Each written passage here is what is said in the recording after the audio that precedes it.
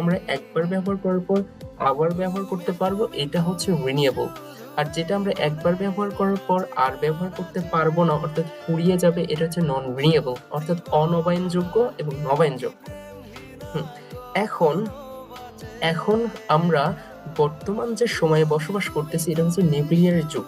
অর্থাৎ আমাদের দেশে একটা পাওয়ার প্ল্যান্ট আছে, রূপপুর নিউক্লিয়ার পাওয়ার প্ল্যান্ট, যেখানে আমরা ইউরেনিয়াম পুড়িয়ে সেখান থেকে আমরা বিদ্যুৎটা উৎপন্ন করি। হুম সো এই ইউরেনিয়াম সাপ্লাই তো একসময় শেষ হয়ে যাবে। সো যখন এই ইউরেনিয়াম সাপ্লাইটা শেষ হয়ে যাবে, তখন আমরা কি কাজ করব, তখন আমরা কিভাবে বিদ্যুৎটা পাবো? সেই জন্য বিজ্ঞানীরা চিন্তা ধারণা করলো যে আমাদের এক পর্যায়ে যেতে হবে। সে পর্যায়টা কি? সেটা হচ্ছে রিনিউয়েবল এনার্জি সোর্সটা আমরা কিভাবে বৃদ্ধি করতে পারি। সো রিনিউয়েবল এনার্জি সোর্সটা যদি আমরা বৃদ্ধি করতে পারি, তাহলে আমাদের এই সমস্যাটা আর কখনো হবে না।